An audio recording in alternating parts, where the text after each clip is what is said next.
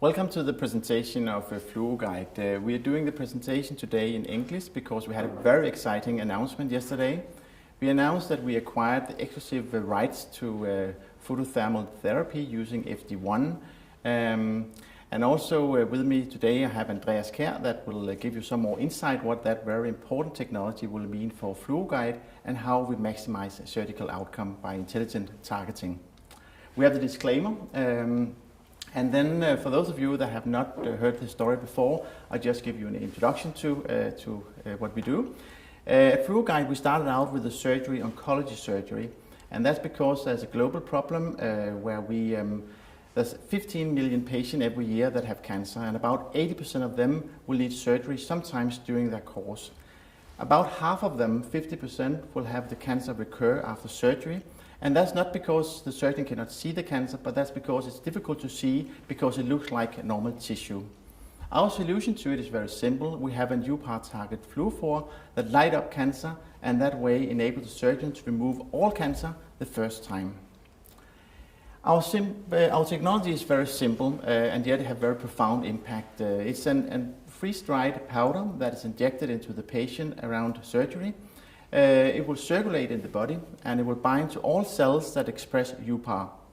Then the background will be removed and is ready for surgery. When the surgeon starts surgery, they will switch on the light.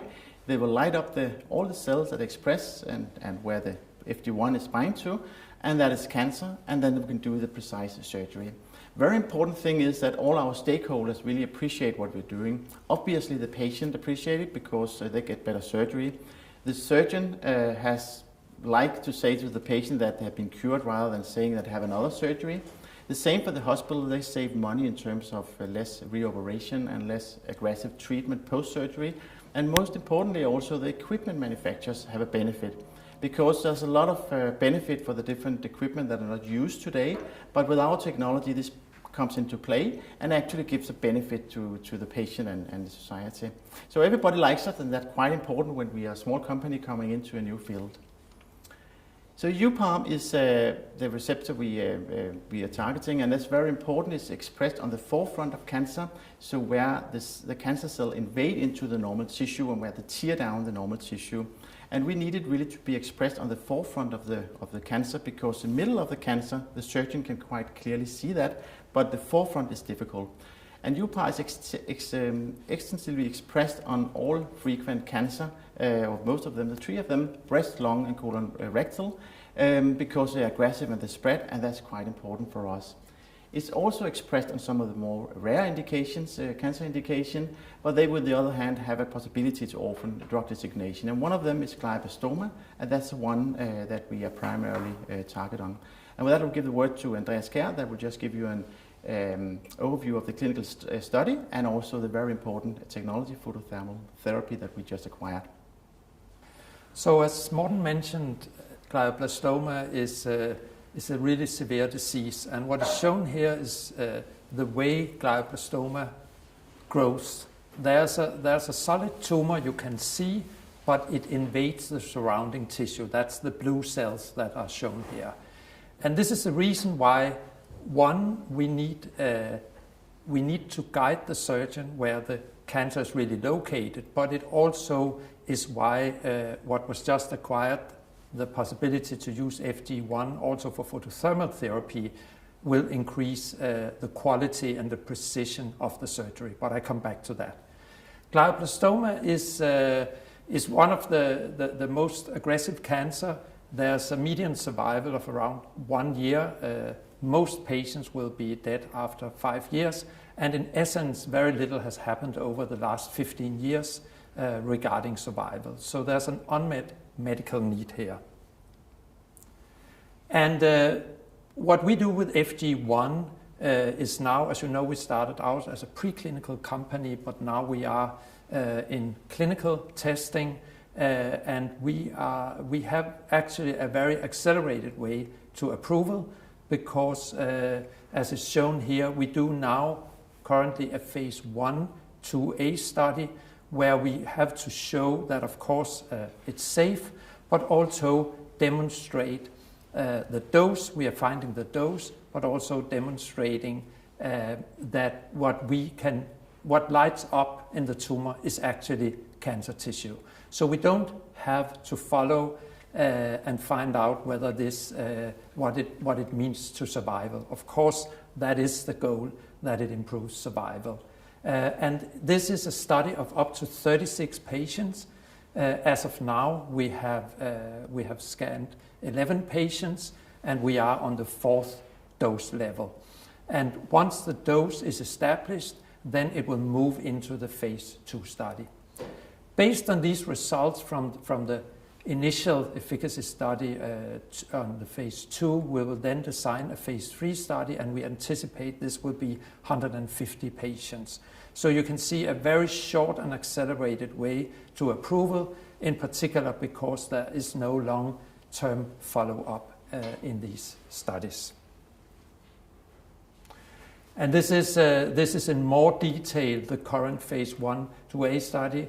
The dose escalation has 8 steps, and we are, as I said, on step 4, so up to and 3 patients on each step, and then we will move into the phase 2 study, and the phase 2 study will demonstrate through taking several biopsies from what is not lightening up and what is lightening up in the cancer. They are taken out, and then it's matched with what the pathology says was in the tissue sample. So hopefully it will demonstrate that what lights up with FG1 is actually also tissue that has cancer in it, and what is not lightening up is normal tissue. So we get a correct delineation of this. And this is the pipeline. We have rights also to another compound, FG002, also down there, but right now we are in high-grade glioma in the clinical phase, and then there are 2 major steps we will add. The first is that we will look into 1 to 2 other cancer indications, more prevalent cancers like lung cancer, breast cancer, and then we will add the photothermal therapy where we have these data on preclinical efficacy. And this is an elaboration of the slide which was shown earlier. On the left, you see the precision surgery, what makes the cancer light up so you can delineate where cancer is.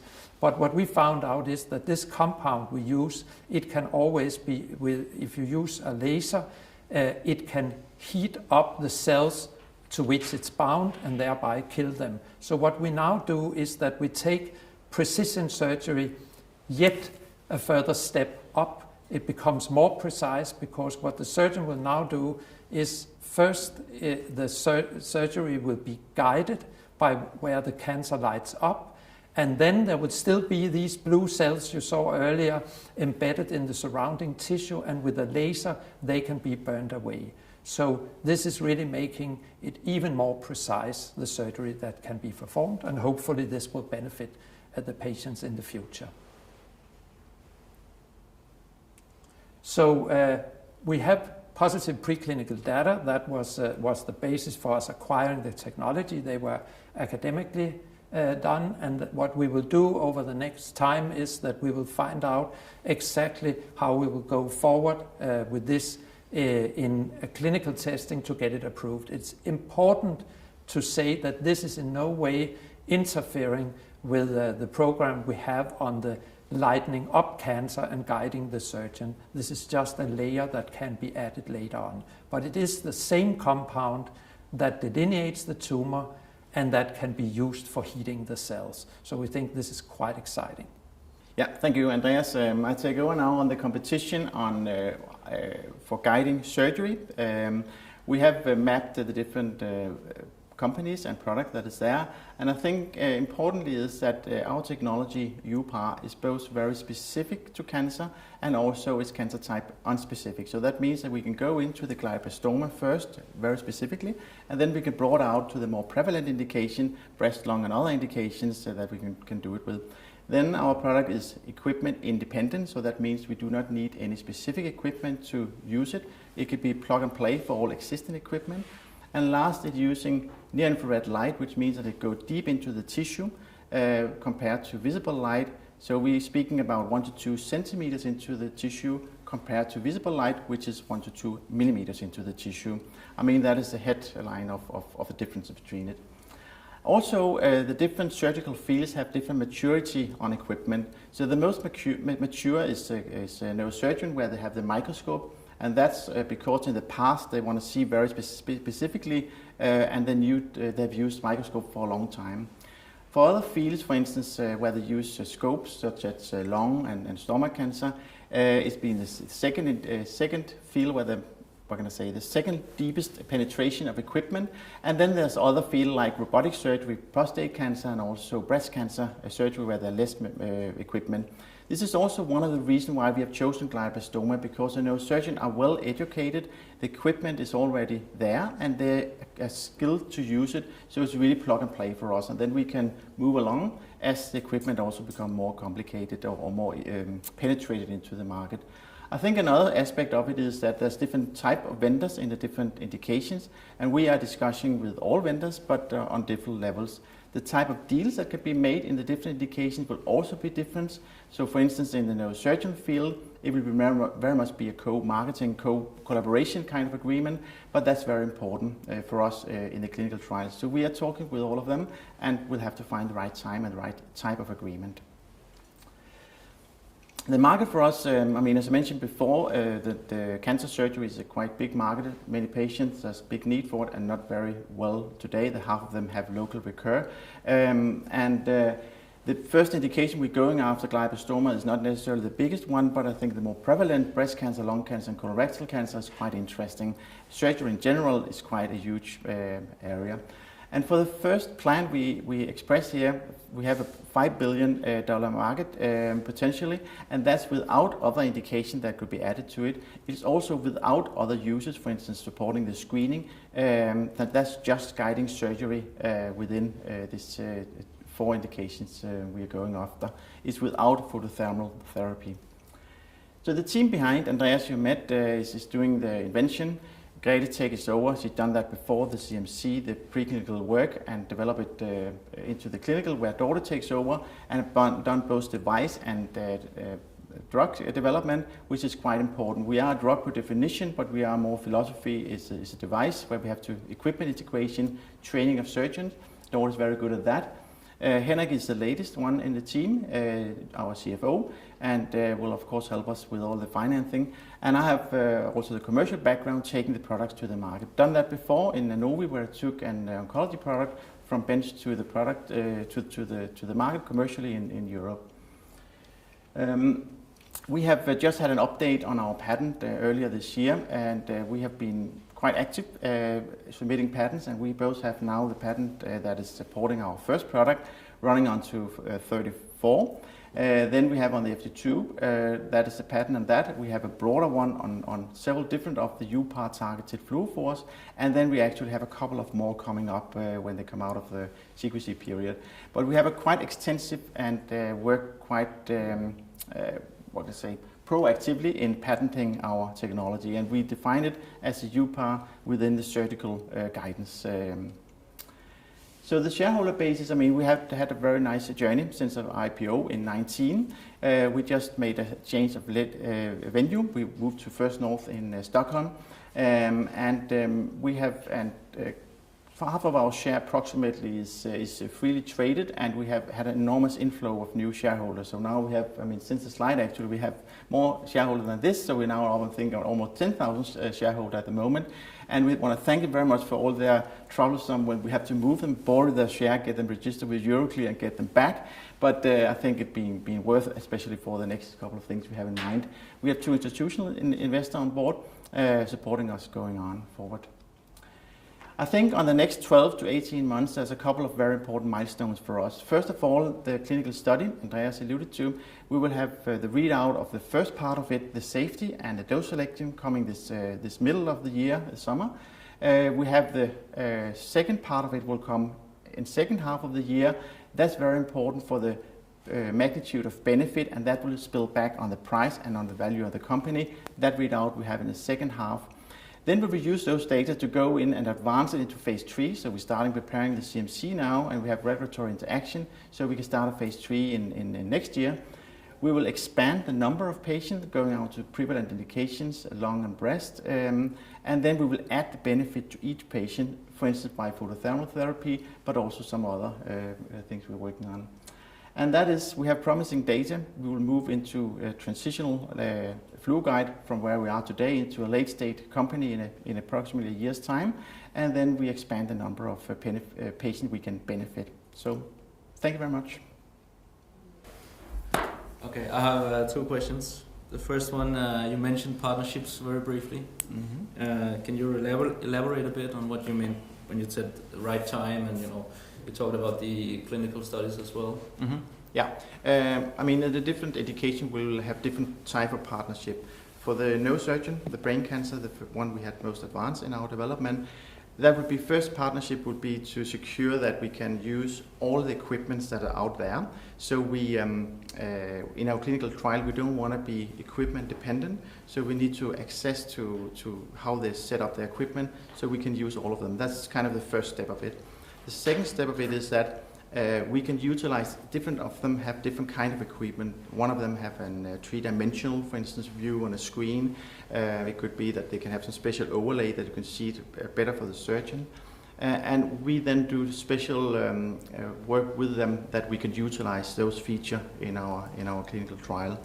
And the point would be that it will not be a strong monetary deal we will do with any of them, I believe. It will more be an agreement that will support us and facilitate our launch to our product into the market. This is in brain cancer.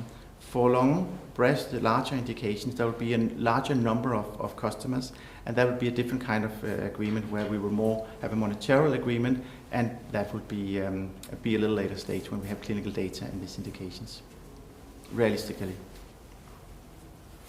And you show a market slide as well. Can you elaborate a bit on the underlying numbers? I saw breast cancer was very, very big, and glioblastoma was 0.3 billion, I think. Yes, I mean what will be the key driver in the size of the market actually is the price we will obtain, and the key driver behind the price would be the benefit we provide in a patient. We have kind of 2 options. We could go along with the glioblastoma and have a more replacement strategy to Gliolan, the product that's out there, same price, same benefit. Or we can choose to do a study where we prove a clinical benefit and have our own code superior price. And with the photothermal therapy play a quite important role in this, because that really gives us a huge potential benefit over just being guided, that we can go deep and we actually can kill the cells in for instance, sensitive structures. So we believe that would be the driver to get a superior price in glioblastoma. And that is not factored in these prices. So this is the price as we are today. In the breast, it's driven by numbers. There's many more patients have breast cancer than glioblastoma. So the higher number there is on a lower price, but with a higher number of patients. Does that answer your questions? I didn't hear the price. The price? No, but the price, yeah, but that's okay. The price for Gliolan would be about $2,500 to $3,000 in the US, and that would be about 1,000 to 1,500 in Europe. And that's why it's for us seen as quite an important thing to have our own league, in the sense that we would like to demonstrate benefit, which the photothermal therapy could be the tool to do. Okay, yes, yeah. Lars, do you have a question? Yes, I was thinking about this marker, this UPAR marker. It has been known for a long time, I suppose, right? I mean that this is a marker for cancer. But how precise would you say this marker is? I mean, it's a marker for, you would say, a degradation of tissue in the body, because of the cancer. But how precise would you say this? Would you expect this? Of course, you would say this is very precise because that's your technology that's based on that. Mm-hmm. And the second question is it all cancer types you can where you can use this marker, or is it only certain cancer types, as you mentioned here, that would be suitable for this marker? Mm-hmm. I mean, I think there's many companies and groups in the history as well that worked around UPAR, and I think to understand it's also very important to understand how we're using it. We're using it to guide surgery. And to answer your question, of course, the clinical data will show how well it will work. We need to remove more cancer for the patient for adding benefit to the patient. But there are also a lot of body of evidence that it would work in that way, as supported in the sense that it's been worked with this target for a long time for different users. So it's a market of a tissue modulation marker. And that's what you see in cancer. For instance, you see it on where it invade normal tissue.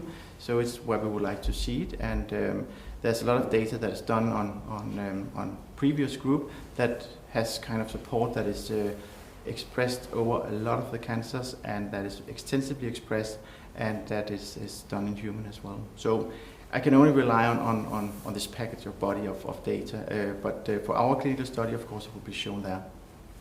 Okay, regarding commercialization, I mean, what we are talking about is digital examination of or diagnosis, you could say, instead of using the microscope, you could say, right? Mm-hmm. So you will also have to convince a lot of doctors or specialists to use, or pathologists to use this digital technology instead of the microscope, right?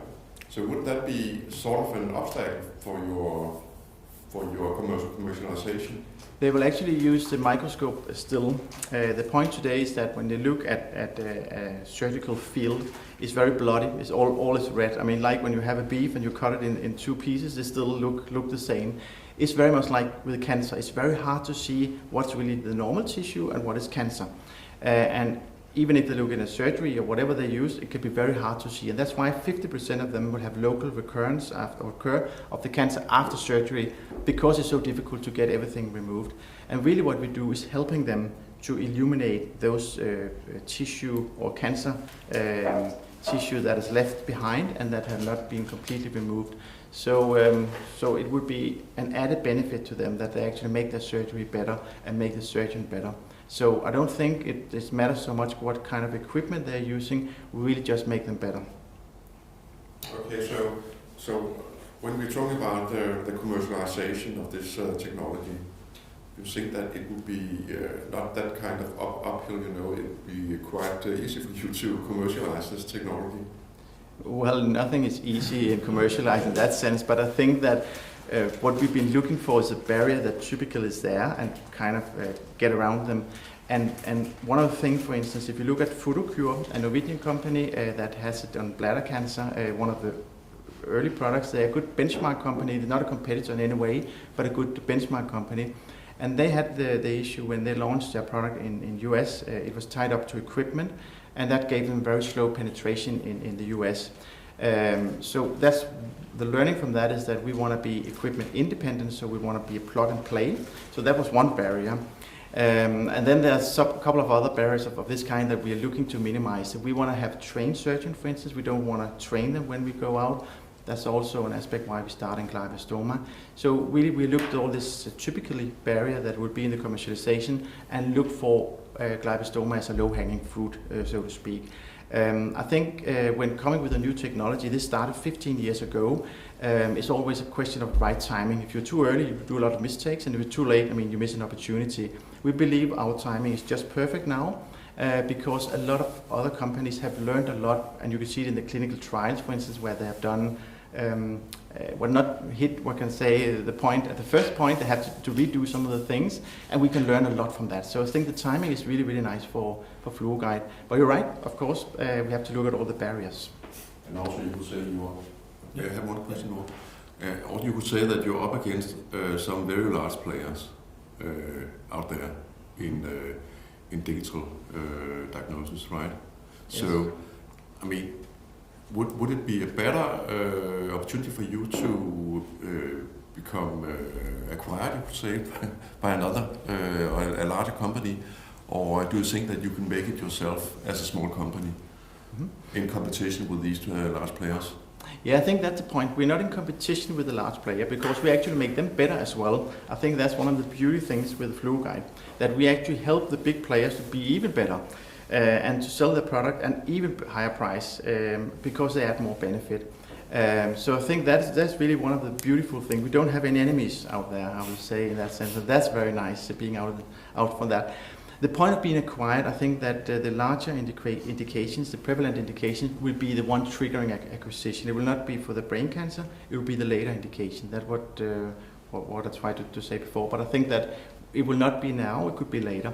And we, of course, are looking into that when time is, but we don't have any rush. We want to do it on the right time, on the right price. And we have all the time we need for the time being. So, but I think that the prevalent indication will trigger the acquisitions in the end. Morten, do you have any questions? Quite a few. Do you? If I can go back 3 weeks, you put out a press release on the third cohort of the 12-patient trial you have. In there, you mentioned that 2 of the 3 patients showed, you phrased it, there were light detected in 2 of the 3 patients, which Yes. means there was 1 patient who was apparently didn't show any light. Yes. Why? That's, of course, a good question. I think that one of the things you should understand, it's a key question, but one of the things you should understand in our design of the study is that we're coming from the rodent data. We have just done study in animals, and the way that what creates the light and the contrast is how quick the drug is removed from the body, and that's just to do with the pharmacokinetics of the drug. And we are not sure that, and normally it's not the way that you have for all species, you have the same pharmacokinetical profile. This is quite important for us that we know the pharmacokinetical profile in man to be able to define our window, when will we have the window. If we look early on in the patient, the whole patient will light up. If we look at it very late, nothing lights up. So we need to be in a window where we have sufficient contrast so the tumor lights up more than the background, and that is created, so to speak, in the middle. And what we did in the design of the study is that we tried to push all corners, so weight on the patients, time windows and so forth, and that is really to learn our product to know. And we want to have all that knowledge before we go into a phase 3 program, so we don't mess around in a phase 3 program. So I think this was just one of the corners for this patient. Okay, so your read is that there's no problem or no given patient that's not responding to this for some reason. It's merely the setup. It's really the setup. We try to push out in each corner to learn it. We need to learn now. And I think also one thing you should be in mind is that we could have done it very classically. We could have done just a phase 1 study. Take another year later, we could start with some patient. We had taken quite a huge jump in just going into a phase 1/2 study. We did that because we have a good sense that it would work. And it has worked for a lot of the patients, but we need as well to learn. I think that's very important to have in mind. And that ties into sort of the next question, because this obviously works. Yes. So why shouldn't we as investors not also gain? Okay, it will also work in breast, it will also work in lung, it will also work in prostate. Isn't this simply de-risked already now? So why not be much more aggressive in trying to expand this? Well, it's quite simple. We have a very good preclinical package where we have seen no sign of toxicity in any sense, and we have a huge therapeutic window up to 350 times the dose we needed. So we did not anticipate any kind of safety issues in our clinical trials. But it is a phase 1 study. It is first time it's dosed in man. And the regulation will just dictate us that we, for instance, have to recruit patient 1 at a time. We cannot include 3 patients at one time. That's simple just because of regulation, because it's a phase 1 study per definition. And what we need is that we need to package the safety data for the first part of the study to submit to the agency before coming out of this phase 1, you could say, period. So as soon as we have that, we can start, it's a kind of our license to hunt for the other indications, and as soon as we have that, we will do that, of course. It sounds like you should be much more aggressive in rolling this out when we get the data package here. Some investors have told us that, yes, but I think there are also some scale-up time. But yes, we consider to be more aggressive, yes, but we have to do it balanced. But if this is the case, yes, why are you all of a sudden throwing a curveball in this new therapeutic approach to this that you licensed yesterday? Because you have a tremendous opportunity within your core expertise, imaging, and all of a sudden you have something, it looks like a very nice add-on, no-brainer more or less. Why all of a sudden change strategy? We don't change strategy in any way. This one is a very important aspect that will support a higher price because we add more benefit. So that's very important in the glioblastoma. So I think it's not a change anyway. We have full speed ahead with the FD1, and we cannot develop it much faster at the moment. Even if we should set up another center, we're working on a Swedish side now. Just takes some time to get things moving. So we cannot do it much faster than we do at the moment because the regulators will see our safety data before we can go into the next indications. And the phototherapy will not take any resources basically from us now. We first start spending resources end of the year on this one, really. But just, sorry for continuing on this, but just on the pricing, because it's the same product, you're going to sell both an imaging agent as a therapeutic agent. Meaning you're going to try for a higher price, which means you're also going to have to price the imaging agent at a higher price. Yes. Isn't this just simply opening the door for not taking share from 5 hour? I mean, why go this route? I mean, I'm not so sure it's the right. Because if you were a patient and I said to you, as a neurosurgeon, 30% of the time I leave cancer behind because I know I can see it, I can know it's there in a very sensitive structure. I cannot remove it because then you have disability after surgery. Now I can just sweep with a laser and I can reduce it to 15% of the cases. Wouldn't you then say, well, I would pay a fortune for that? Just trying to poke holes in what you're saying. So, can I have one last question? Of course. Don't you were finished. Okay, because your competitor on 5 hour NX development, they're going another route. They recently announced that they were not going into breast or lung. They were going into something called meningeno, some other. Yes. What's the difference here? And why are they going that route and you're going another route? Well, the 5-ALA is a product that is not binding specifically to anything as such. It's a metabolite that is fluorescent in the 5-ALA. And what happened with 5-ALA is that when it's converted to this metabolite, it's kind of form a cloud around the cancer. And the good thing for them and why it works in brain is because the blood-brain barrier is not intact with glioblastoma. So it's actually diffusion kind of thing that you get this limited conversion. For instance, if you look at 5-ALA used in lung or other things been tried, the clinical studies done that, you will see quite huge areas. So you cannot see what's cancer and what's normal tissue because you have just all over. So I think that 5-ALA is a complete different product in that sense that is unspecific and that is based on visible light, so don't see it very deep into the tissue. That's two quite important things. I have more, but let's stop here. Or maybe a cash position? Yes. Don't have a lot of cash left. No, that's true. We're working on that as well, of course. But I think in the annual report he says you're going concern, meaning you're probably going to have convinced your accountants and your board that you actually have funding for the next 12 months. Yes. We have there's two things you should bear in mind. We have a EU grant that came last year. We have a payment out of that. We have the tax credit coming in Denmark. We have payment out of that. And the beauty of Fluoguide, if you've seen what has been invested into Fluoguide, then we're a very cash efficient company. And that's why our share price goes up like this, because we are not using or spending much money to create a lot of value.